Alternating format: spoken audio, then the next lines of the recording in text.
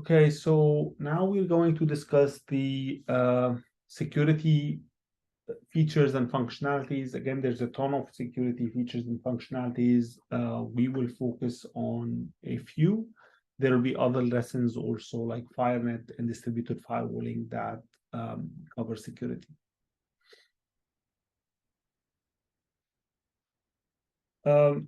One thing to note is that generally whenever you work in cloud service providers, there is the concept of the shared responsibility, whereby the cloud service provider is responsible for the security of the cloud, and you as a customer, you are responsible for securing your workloads. However, in my opinion, you're still pretty much responsible for it all, in the sense that you still want to protect yourself against malware, you still want to have next generation firewalls, you might want to deploy, for example, I don't know, specific security solutions, you want to deploy maybe some firewalls, I mean, in certain locations, IPSs, taps, and many other security solutions. So it's pretty much still your responsibility to secure your workloads and deal with any malicious behaviors. So there is a lot of security features. There's encryption, which we discussed in terms of the standard encryption, meaning without high performance and with high performance encryption. We discussed the use cases for high performance encryption. Egress, we will discuss egress filtering within this class. Ingress filtering, we touched a bit. Actually, with egress and ingress, we also touched a bit with threat intelligence on how we can use Threat IQ and ThreatGuard. Distributed cloud firewalling, we will discuss in an upcoming module. Segmentation, we already discussed at least the network segmentation and the use of network domains to separate dev, for example, from prod, while maintaining a connection policy to shared services. We already discussed Threat IQ and ThreatGuard, FireNet, and the other features will be topics of upcoming lectures. So how do we secure the platform itself, meaning the Aviatrix infrastructure itself? So what's interesting to note that there are, between our components, there are mostly 4 traffic patterns. There is the traffic that goes between the controller and the CSPs, which is denoted in the arrow that is labeled 1, which is the traffic that goes, let's say, between the controller and Azure, or the controller and AWS. Okay, this is always encrypted. Okay, and there is the controller to the gateway management traffic. Again, this is encrypted via. So between the controller and the gateways, there is a TLS encrypted channel by which the controller manages various aspects of the gateway, and by which the gateway sends the telemetry data specifically to the Copilot. There is the encrypted data transfer.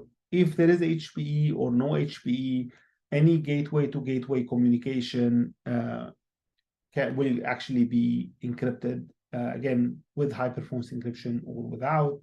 And then there is finally the user to controller communication, which is number 4.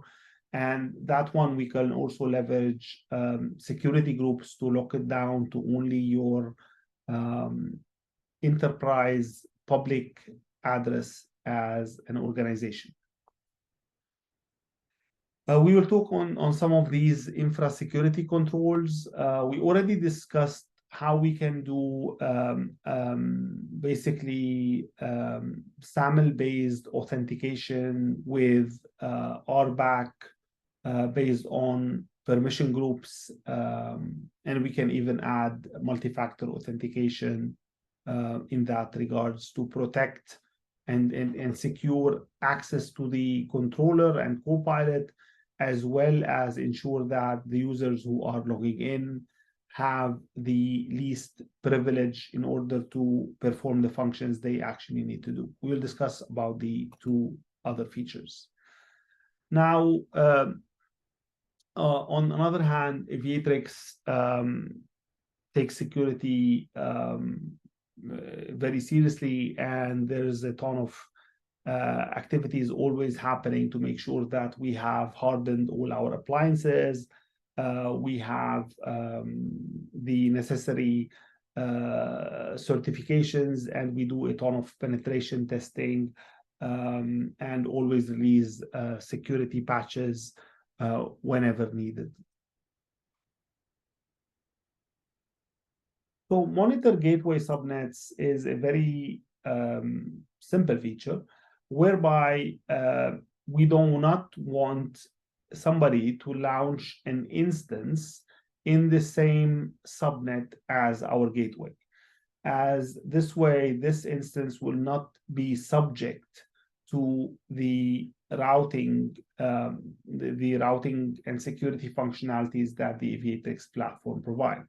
So the whole idea is whenever somebody launches an instance that lives in the same subnet, again, it's not about public or private, it's about living in the same public subnet that the gateway resides in, you will get an alert and we will stop that instance. If you do not want this behavior, obviously you can stop the behavior.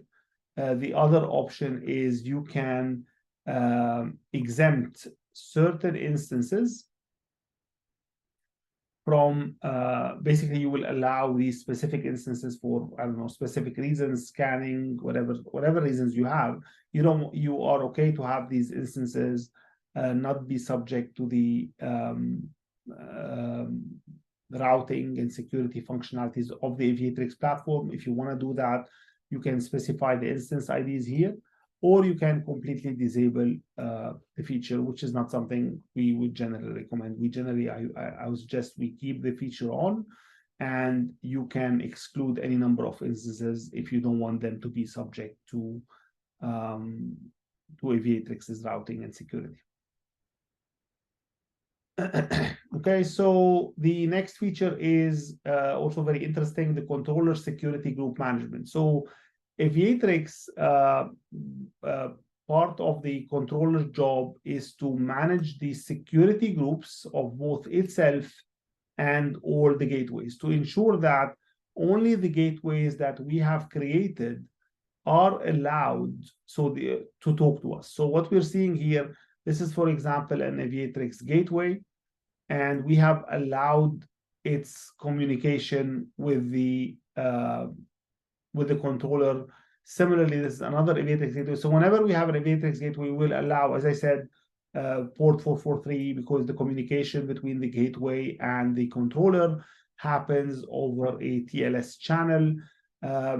Similarly, we don't only manage our controller, we manage all the gateways that we actually spin by allowing them to actually access by allowing them basically to communicate with the controller. So this is bi-directional security group management, where we manage both sides, from the gateway side as well as from the controller side, and this happens automatically for you regardless of the CSP that we operate in.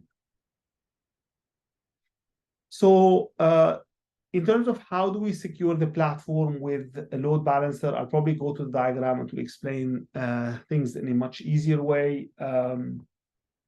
So this is an AWS, but I mean, across all the clouds, it follows the same logic. So if you have a controller, even a Copilot, basically any web application, you can have them behind an application load balancer, okay?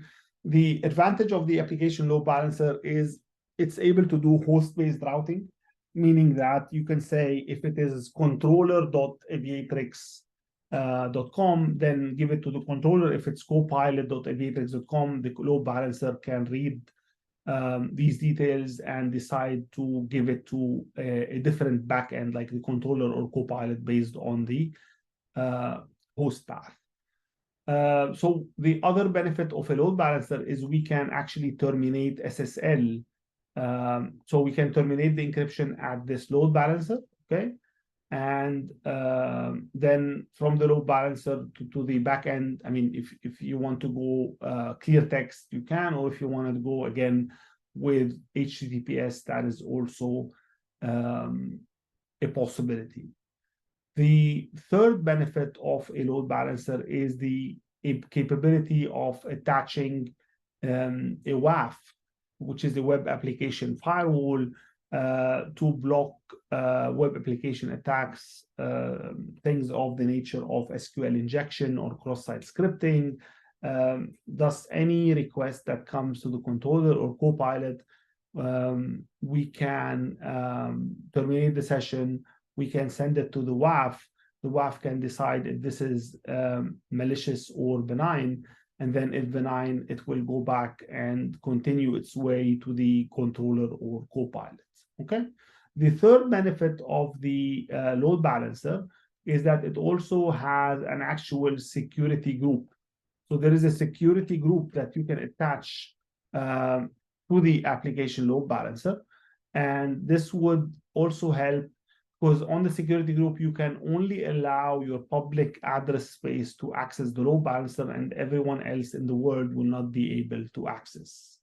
Okay, so three benefits really: the ability to do SSL termination, the ability to do host-based routing and give the traffic to controller or Copilot, the fact that we have a security group that we can block, that we can only allow access from our public address space, and the fact that we can associate a web application firewall where you can implement like managed rules, which could be AWS managed rules or even a vendor. I'm talking about the likes of F5, Imperva, Fortinet, or any other vendor that offers managed rules on WAF.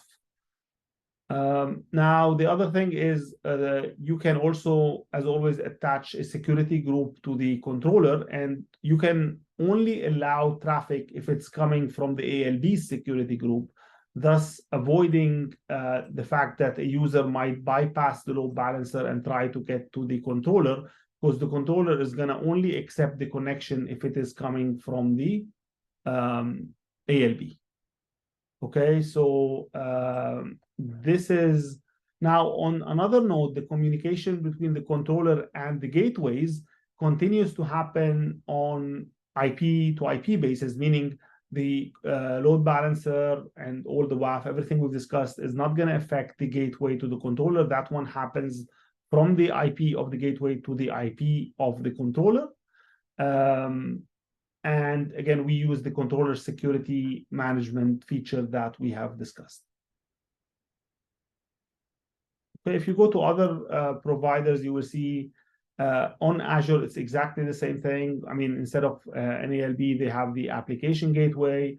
There is network security groups instead of the security groups, but it's the same logic. The traffic hits the application gateway. The application gateway can even have its security protection. It will terminate the SSL. It has also the WAF capability that we have discussed for AWS. And then if all looks good, the traffic will go to the controller. Again, you can use the network security groups here to also restrict access. And then from the gateway to the controller, it's always an IP to IP communication.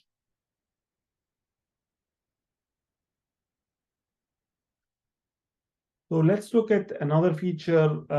This is the stateful firewall feature.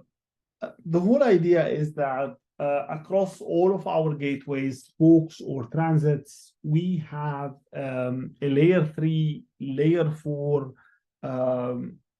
firewall that can be leveraged. Okay, so again, as of this recording, IPS is not there. However, the stateful firewall feature is layer 3, layer 4 only. You can have up to 1,000 rules per gateway. So the idea mostly, again, this is the firewall that is shown here is not a separate firewall. It is, let me just put the slide to render. I just want to clarify, make sure it's clear that the firewall in these diagrams here, this is the firewall that is drawn. This is, again, the same on this firewall and the same on this firewall.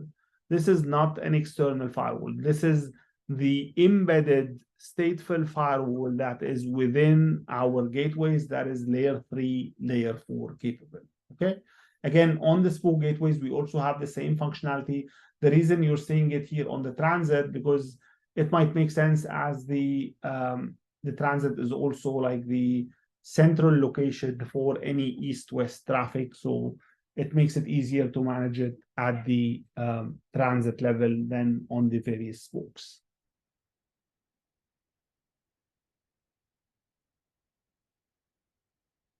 So the way the firewall works is you can create tags. If you've ever done firewalls, they are very similar to objects. So you can say web is on, or app 1 is on 192.168.1, app 2 is on 192.168.2, and then you can write policies between app 1 and app 2, and then you can decide which gateways do you want these policies to be enforced on.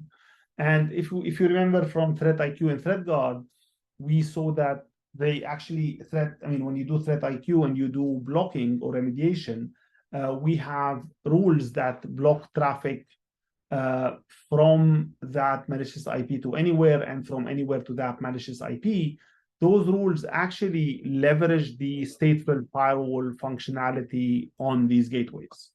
Okay, so what you're seeing here is these are the rules are leveraging the stateful firewall. And these are how we block traffic coming from or going to malicious addresses.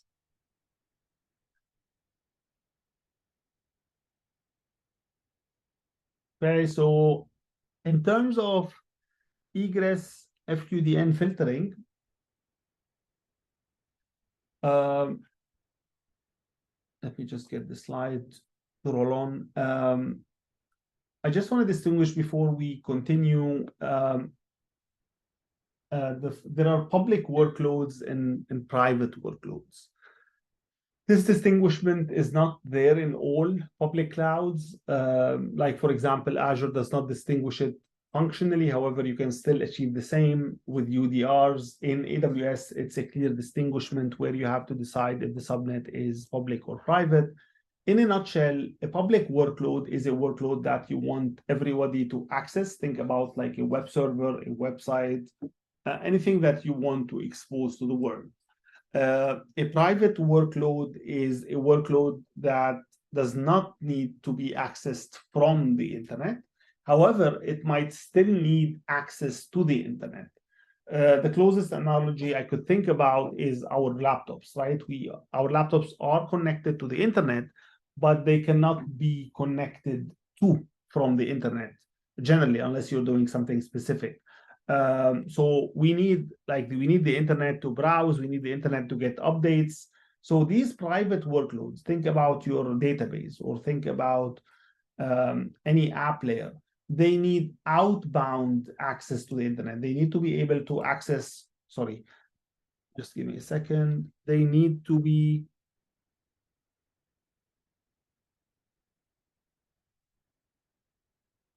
able to access the internet in an outbound fashion, whether for patching, whether for updates on antivirus or even OS updates, or for even any SaaS integrations. Maybe they need to get code from a code repository or whatever you are trying to achieve. Okay, so this is the private versus public. And this is how, and the way this outbound access is achieved is basically what we do is these private subnets in the route tables, they will have a default route that points to the NAT gateway. Okay, so the NAT gateway is going to do source NAT. It's going to change the source address of these workloads to its own IP address, again, which is private. And then when the NAT gateway sends the traffic to the internet gateway, the NAT gateway, the internet gateway will do a static NAT, because the static NAT from the NAT gateway's private address to the NAT gateway's public address that is associated with that private address. Okay, so there are two NATs that are happening. One is the NAT gateway doing a source NAT, where it replaces the source IP of the workload with its own private IP address. And that private address, whenever the packet goes through the internet gateway, has an associated public address. And this is how the packet goes to the internet, with that public address that the NAT gateway has associated with it at the level of the internet gateway. Okay, so the internet gateway does a static NAT, and the NAT gateway does a source NAT. So this is, let me just get this out of the way. So the problem, what is the problem with this approach? So this seems like a good solution, and in reality it is. The problem with it is you are giving unrestricted access to the internet, which means these workloads can visit malicious sites, they can visit good websites, the whole internet for them is open to visit. And generally, whenever malware strikes, the first thing that happens is they need these machines to connect to some bad domains and bad servers by which they can start controlling them as command and control centers. So the problem is, again, that these workloads, if any of the malware starts to spread, because the whole internet is open, they will be connecting to these command and control centers on the internet, and they will start controlling all the machines and spreading the malware until they reach the crown jewels of the environment. The other way that was very common to solve this problem is to use sort of a proxy. And think like a squid proxy or a blue coat, or any of the proxies that you might have encountered. So again, you're going to do the same thing. So the proxy is going to replace the NAT gateway. This time, the route table of this private subnet, instead of pointing to the NAT gateway, is going to point to the squid proxy. The squid proxy will have rules on what are the maybe the URL domains, or what are the URL categories that you would like these workloads to be able to access, thus locking down and restricting and securing the environment. The downside of it, it's very hard to manage, especially at scale. If you have 50 VPCs where you want to deploy these 50, again, I'm assuming where the internet is distributed, meaning where the internet is from within that VPC, and you want to implement multiple squid proxies and deal with scale and central management and upgrades, this is not an easy problem to solve. Another possible solution that's also technically viable is to insert a next generation firewall. Again, this is an overkill from a cost perspective, because if you have 50 VPCs and you need 50 next generation firewalls to procure, maybe that is not very much viable from a cost perspective. Sorry, let me remove my annotations. Okay. So what Aviatrix does is we have the FQDN egress filtering. I'll also explain what will come in the very, I think what was released but is not there in the lab today. I'll just explain it so that you also have an idea of what's coming. So the model that we had was we can launch an egress gateway, which is a gateway that lives at the edge of the VPC. Or basically, if you want to think about it, it's a gateway that replaces the NAT gateway. Again, what's interesting is because we control the VPC routing, we can control which traffic goes to the egress gateway and which traffic goes to the spoke gateway. and on top of which you can program FQDN filters, meaning you can decide on what the domains you want to allow. Maybe you want to allow github.com, your antivirus patches.com, I'm just giving an example, and maybe some OS patches, and everything else will be denied. This is a great way to achieve zero trust by only allowing your workloads to access the domains that they need to function, and denying everything else on the internet, thus improving your security posture and lowering the risks of getting exploited. Okay, so these FQDN filters, they are configured centrally, and they will be pushed to all of the gateways, or you can have obviously different groups of gateways that you might have policy A for the group A and policy B for a group B. Okay, and this is where the enforcement will actually happen.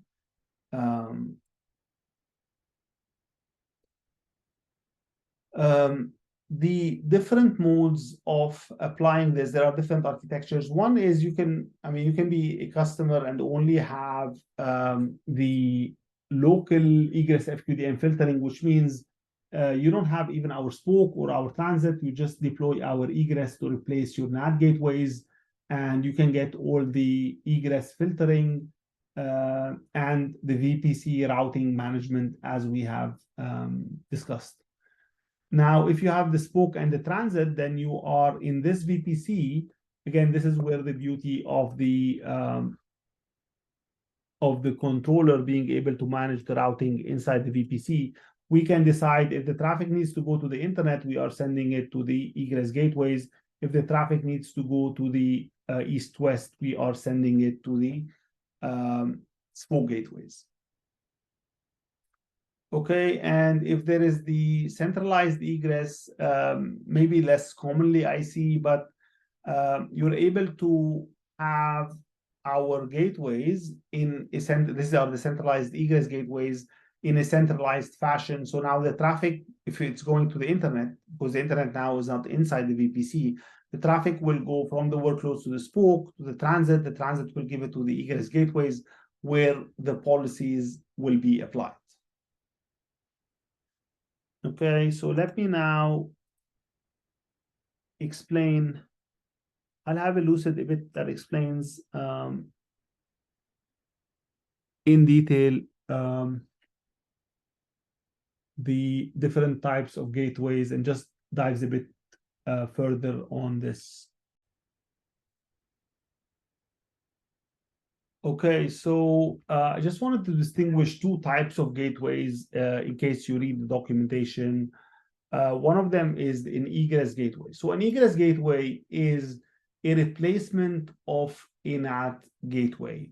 If you remember, again, we're having the same problem. We have these private workloads. They want to access the internet, but we want to lock down what they can access. So we can configure or provision an egress gateway in the VPC. Notice there is another spoke gateway inside this VPC.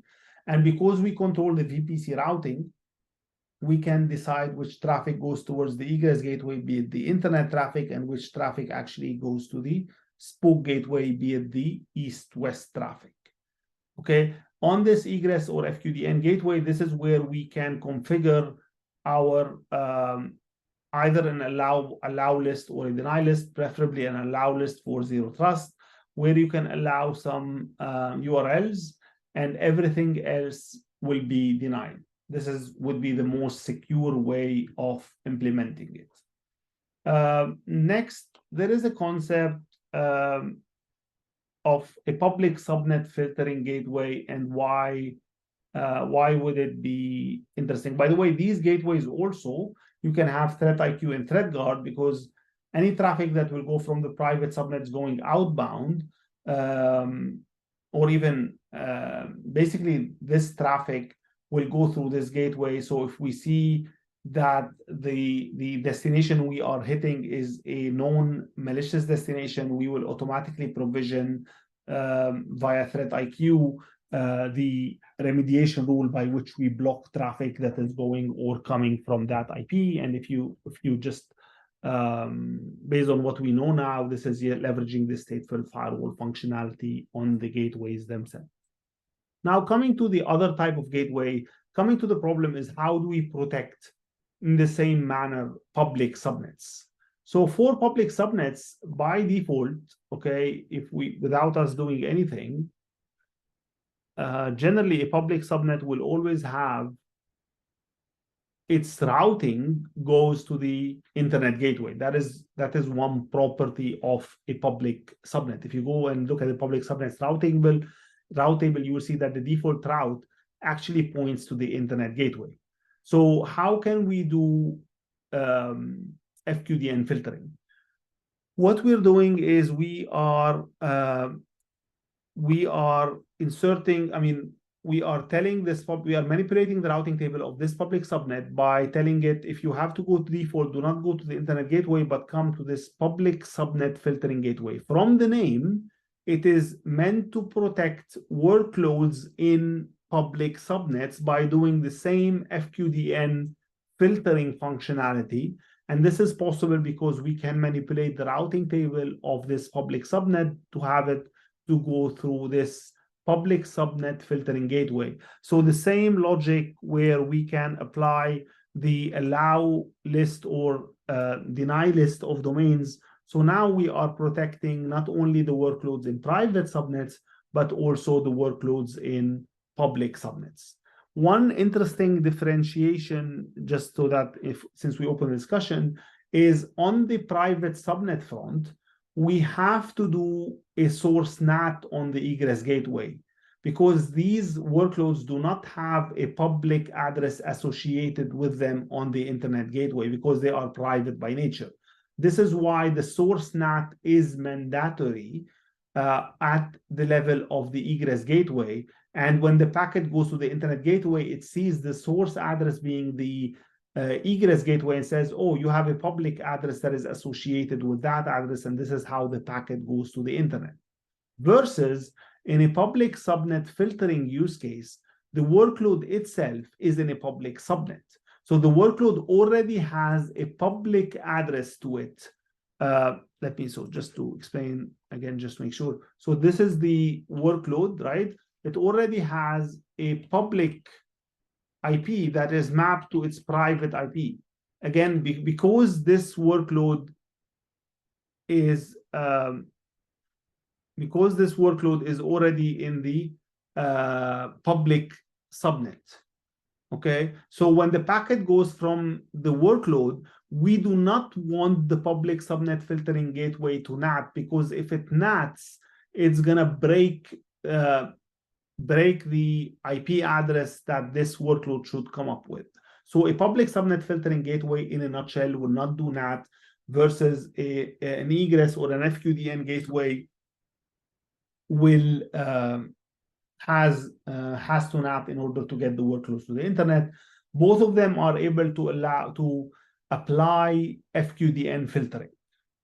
Now, one more thing to explain is now, because this is a public workload, traffic can come from outside targeting it. And generally, if again, we're not doing anything, the internet gateway will automatically give the packet to this workload. Thus, we cannot do threat IQ and threat guard, because if the packet is not coming to our gateways, then we have a problem. So again, the way Vitrix solves the problem, and we leverage a functionality in AWS called VPC ingress routing. Okay, so the feature is called VPC ingress routing, by which we attach a routing table to the internet gateway. So we're telling the internet gateway, hey, I know you have the path to go direct, but I don't want you to go direct, even if you can reach the instance. I want you I don't want you to go direct. If you want to reach this instance, please make sure you go through this path.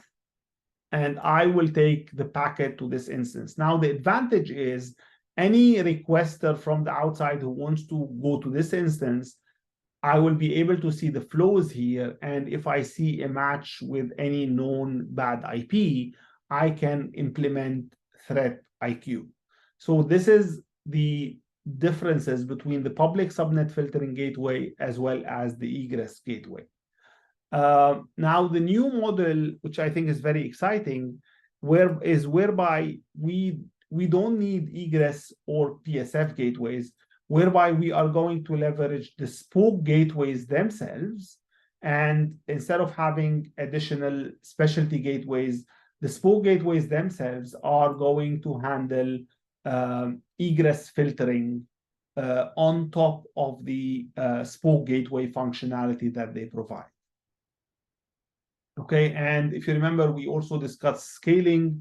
So we can have a scaled set of spoke gateways that take all of the traffic from this VPC, subjects it to filtering, and then sends it out to the internet. And even in this new model, today in the egress and PSF, we rely on the SNI, which is, we are not doing an SSL proxy. So we're not terminating the session. We're just looking at the SNI field to figure out where the packet is going to. Whereas in the new implementation on the spoke gateway, we are able to implement a full proxy whereby we will terminate the session, look where it's going. And so we're like a man in the middle. We are a server to the workload, and we are a client to the website. And this allows us to be able to see, have more visibility and be able to, I would say, have more precision and accuracy when we block or allow certain domains within our policy. Okay, so this was everything I wanted to go through over the public subnet filtering and the egress gateways. And I explained briefly the new model where everything is going to go to spoke gateways. So this is what I was talking about. Let me just go back and fix my sharing. Just a second. Yeah, so on the egress filtering front, again, this is the old model. We can do HTTP or HTTPS or even other SFTP like SH. However, for HTTPS, as I explained, we were only looking on the SNI field, right, to allow or drop the packet. In the new model, which I explained on the spoke gateways, we will have a proxy implementation whereby we will terminate the full connection, and we will no longer be relying solely on the SNI field. The other advantage, which I think is really very interesting, is the question becomes, okay, so I want to implement this, but how do I know what are the URLs that are being accessed from my workloads? How can I start implementing this, right? Because I need to know what are the domains in order to put the policy. This is where discovery comes in. So you're able to implement the gateway and just turn discovery on. And this discovery means that it will record all of the domains that are being requested, and you can leave it on for a period of time, and then you can sit with your app team and security operations team and decide which of these domains do you want to allow, and this will be a great basis for configuring your policy. What's also nice is you can filter the sources where the policy will be applied. So you do not have to have the policy applied to all the VPC. You can have it apply to a certain subset of your VPC. This is very important, especially if you want to start adopting the feature and you don't want to implement it on a VPC. You can just take a subnet within that VPC that where you spin up a 2 or 3 workloads and start testing the feature there before expanding it to the full VPC. So it allows deployment to happen bit by bit.